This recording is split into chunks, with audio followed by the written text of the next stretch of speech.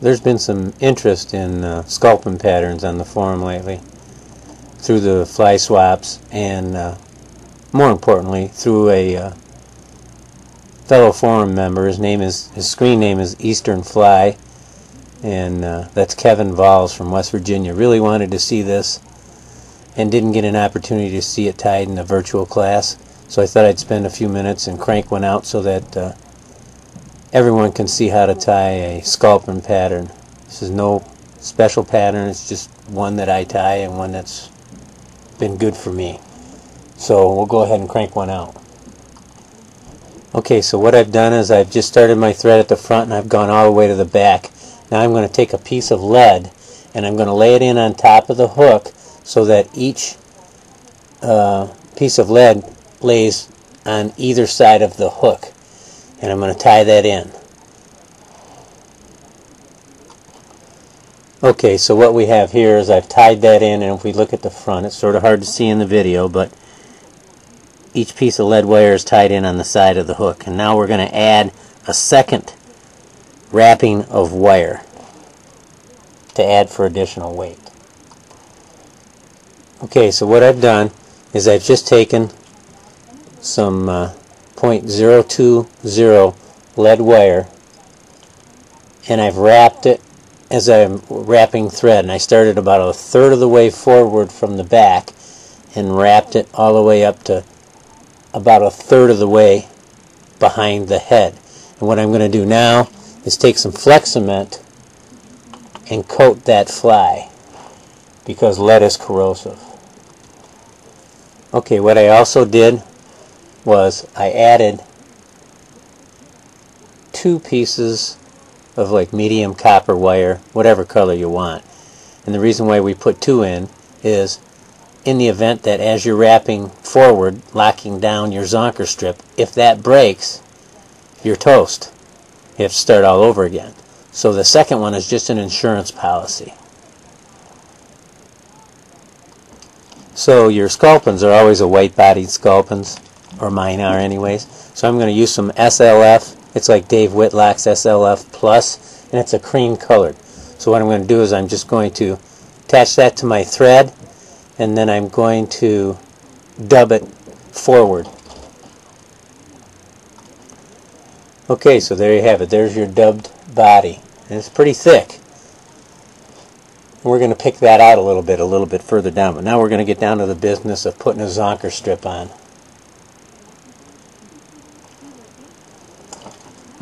Okay, so what I have here is a zonker strip. And this is sort of a multicolored zonker strip. And what I've done to prepare it is I've taken it and I've tapered it where it's wide up here, and this is going to be the front of the fly, and then I taper it down so it gets a little skinnier in the back. Alright, and then we're going to place it on top of the hook. We're going to tie that in, get it positioned, and then I'm going to take a little bit of fisherman's glue or Zap-A-Gap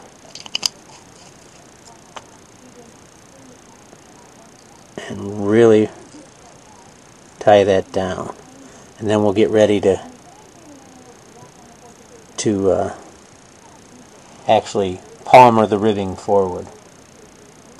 Okay, so all that I've done is I'm holding the tail down and I'm pulling back the rabbit hair.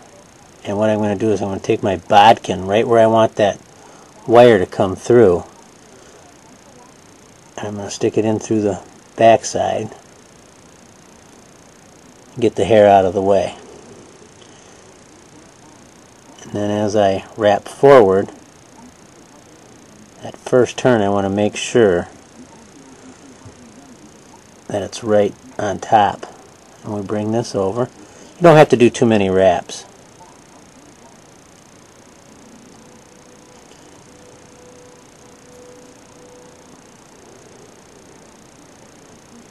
Just want to make sure that it's centered on the top of the hook. And I'm turning it to the far side. I just want to make sure I don't trap any of the hair, or not very much of it.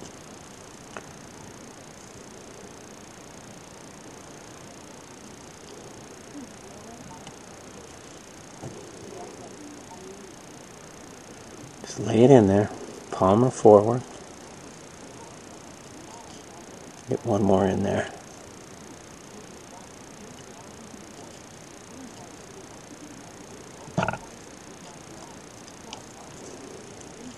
Then tie that off. Secure it with a handful of wraps.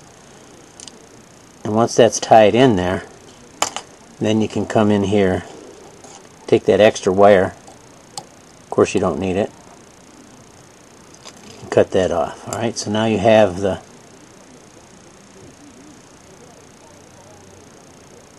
zonker strip tied in Matuka style, if you will. And then what I'm going to do is I'm going to form a small collar on the front and then put some pictorial fins on that. Most of you probably already know how to do a dubbing loop. When I make my collars out of deer hair and many other things, I form a dubbing loop. So all I did was just coat the thread with dubbing wax, put my finger on there, do 2 wraps forward, then pass my bobbin between the dubbing loop and the vise, and then I bring it right up on the near side. That closes it off. And I just advance my thread forward. Now what I'm going to do is I'm going to take a little bit of rabbit and I'm going to set that right in there. And then I'm going to take my dubbing twister and close that loop. Now all I'm going to do is take and cut that hide off, if I can.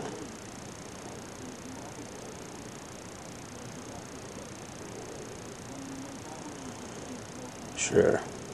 No problem, right?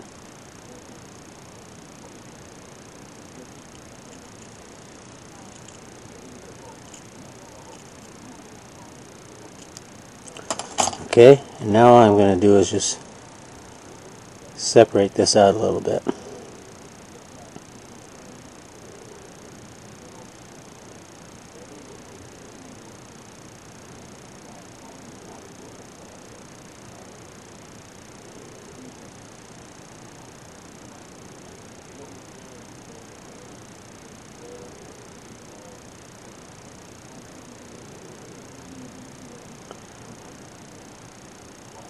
You don't want it to clump up if you can avoid it. That's pretty good there. And then go ahead and spin it.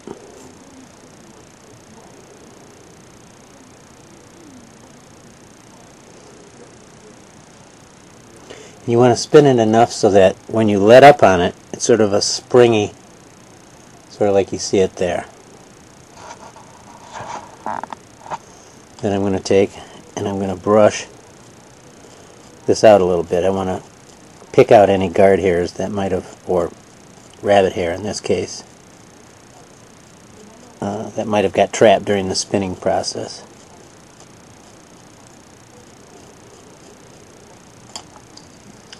And I'm going to moisten my fingers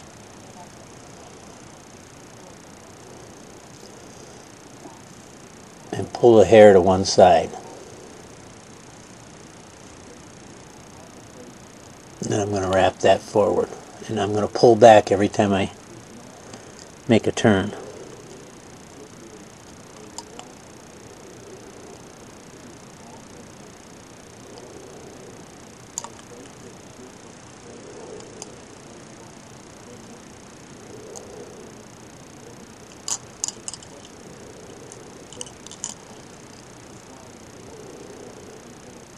Really, you only need couple turns. So I'm going to back my thread off a little bit here. Come in here and tie that off.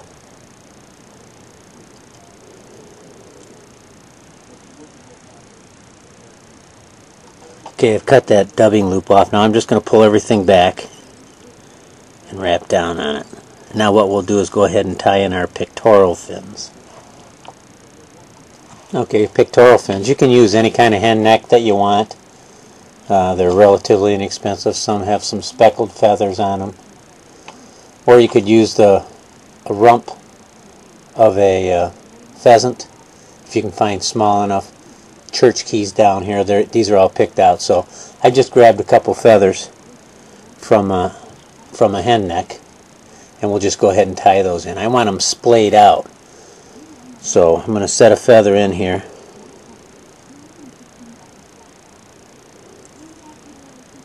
I'm going to tie that in. And I want it to be kicked down just a little bit. Hard to see it in the video, but once it's tied, you'll be able to see it. Once I've got it tied in, I'm just going to pull on it a little bit.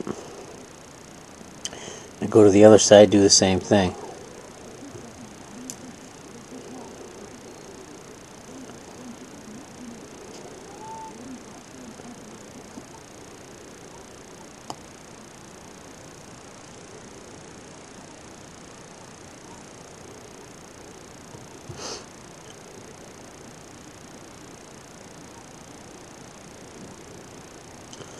Alright, now I'm going to turn it. Excuse me for a minute, and that's good right there. Alright, you can trim those off if you want before you tie them in. They're a little bit easier to work with. I'm just going to whack them in there, and then I'm going to trim these off, and then we'll go ahead and tie in the head. Okay, here's a swatch of ram's wool. And if you look at it, you can see it's really kinky here. And you could certainly tie it in that way. I find it real difficult to do. And if you see that the heads of your wool flies, or whenever you're using wool, it just is always unruly and doesn't look quite right, I might suggest that what you do is, you can see this side of it, I've combed that out a little bit. I just take a brush and brush it out. And it makes it a little bit more uniform. A lot easier to work with.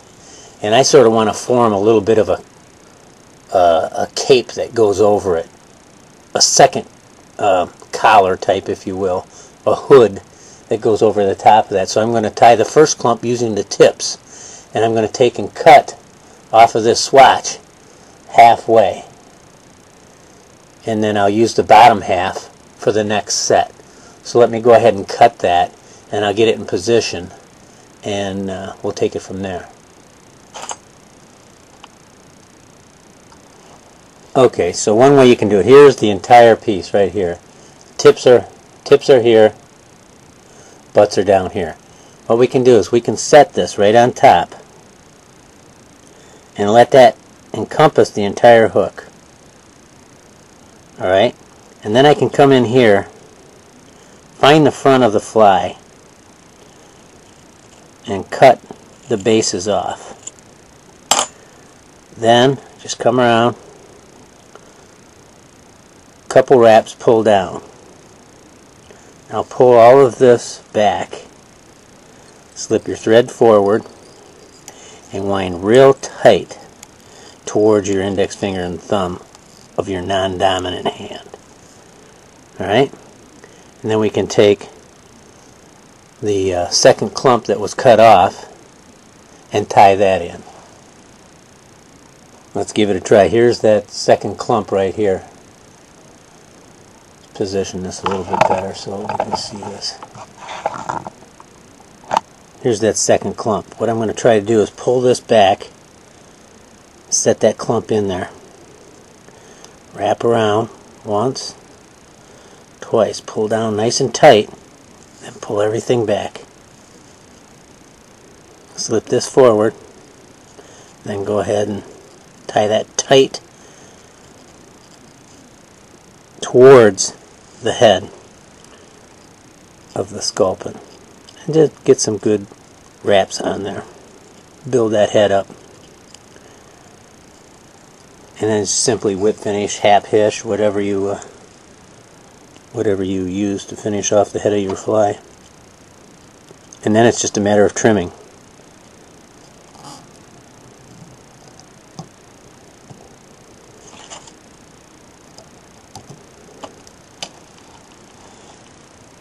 Sort of looks like who knows what, eh? It'll start looking nice here in a minute.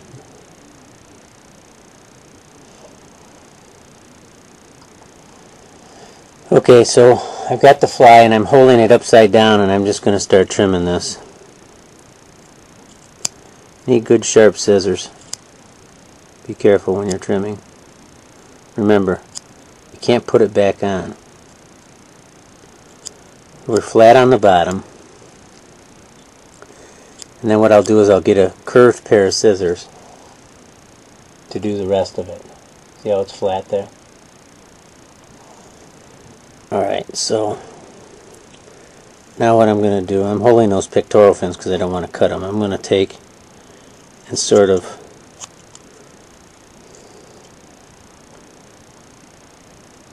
start building the profile. And start on the sides. That way when I turn it back over and have the fly facing up, I already have an index of how I want to go with this. Be careful when you're taking cuts because I want to leave some of that stuff in the back so it wisps over the top. Like I say, it's much easier to make little cuts and do some refining. And this is actually the toughest part of the fly.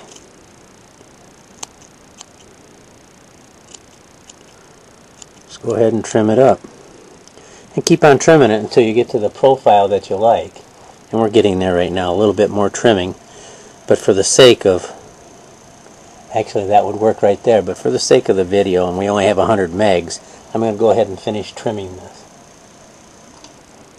Okay, so there, I've cleaned it up a little bit, we've cut it, and as you can see, here's that little bit of the tips there. And they'll just, once it gets wet, they just blend right into the zonker strip. And you can see the pectoral fins that are sneaking out of there. And look at the other side, same thing. And here's the bottom side. You really want a white profile in there, and you can cut anything out of there that might get in your way. A little bit of the collar, just knock that out of there. And if you wanted to, you could pick this body out a little bit. I'll usually take my scissors or a bodkin and pick it out, make it a little bit fuller. But you know, it always changes profile once it gets wet. So, and then of course, if you wanted to add eyes, you could add eyes to this. And when I add eyes, I come in here and I clip out a little area on each side, which I'll do right now. Okay, so if you want to use doll eyes or any kind of stick-on eyes, go ahead and do that. I'm using these 3mm doll eyes, and I use this 527 Bond. And the way I do that is I take a little drop, not very much,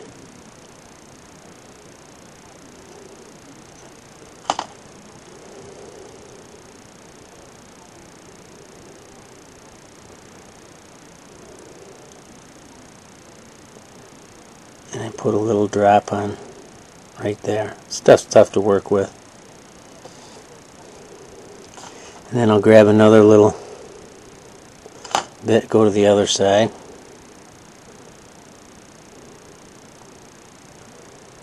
Drop it right on there. And I have excess glue on here, and all I do is lay a couple eyes out and touch my bodkin to it. And there you can see the eyes right on there. And then I just come in here, slide it off, do the same thing on the other side, and I don't set the eyes until I get them both in there.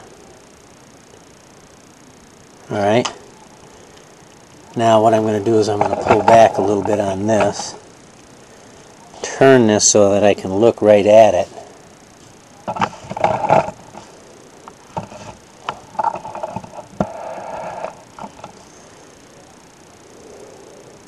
And I want to get the eyes lined up. Nothing worse than a cockeyed sculpin. And when I push down on it, I'm pushing it so I can feel the hook shank underneath. So I'm sort of pushing down like this. And I know it to be true that if it's a little, dare I say, cockeyed, it'll be just fine. So then what you end up having is a sculpin. And that's what we were trying to tie, right? So there's the head-on shot of the sculpin this way. Okay? and the underside. And let me tell you that this pattern is a great pattern. It fishes well. I tie them in a couple different colors, but most Sculpins are white on the bottom, dark on top, so that they blend in. And I sure hope I've shed some light on it for any of you that wondered how to work with it. You can also use glow bug yarn up front, stuff you use for tying eggs, certainly no problem, although it's difficult to get those type of colors. And again, I wanted to thank Kevin for asking me to tie this fly. It's a fun fly to tie, and they're great to fish. And definitely give them a try. I'll see you on the river. Can't wait to fish this one.